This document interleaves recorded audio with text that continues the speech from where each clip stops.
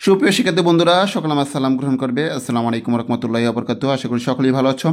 সামনে তোমাদের ষান্মাসিক সামষ্টিক মূল্যায়ন 2024।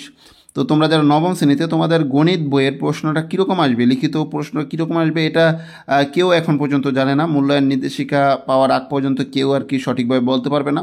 তবে তোমাদের জন্য একটা নমুনা প্রশ্ন আমি এখানে রেখেছি, যেখান থেকে তোমাদের লিখিত পরীক্ষায় প্রশ্নগুলো কমন পড়তে পারে। বলতে গেলে এটা একটা সাজেশনের মতো।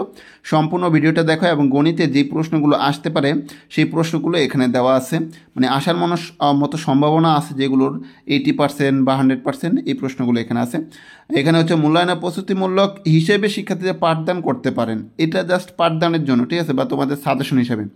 তোমরা 1 নম্বরে তোমরা দেখতে পাচ্ছ এই জায়গায় সেট ও ফাংশনের অঙ্ক থেকে আছে 1 নম্বর 2 নম্বর। তো এই যে প্রশ্নগুলো দেখতে পাচ্ছ, সবগুলো প্রশ্ন পড়লে আমার হয়তো বা অনেক সময় লাগবে।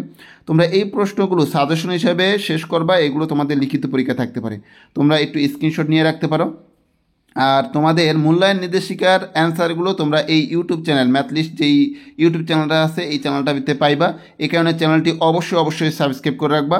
মূল্যায়ন নির্দেশিকার যে প্রশ্নটা, এটা যদি আমরা হাতে পাই, ইনশাল্লাহ তোমাদের এই চ্যানেলে অ্যান্সারগুলো দেওয়ার চেষ্টা করব। তোমরা এই যে প্রশ্নগুলো, গুরুত্বপূর্ণ প্রশ্নগুলো, এইগুলো তোমরা উঠায় নিতে পারো বা স্ক্রিনশট নিয়ে রাখতে পারো। এইগুলো তোমরা অবশ্যই সমাধান করবা। এখান থেকে তোমাদের ইনশাল্লাহ 2-4টা অঙ্ক কমন পড়তে পারে লিখিত পরীক্ষার জন্য।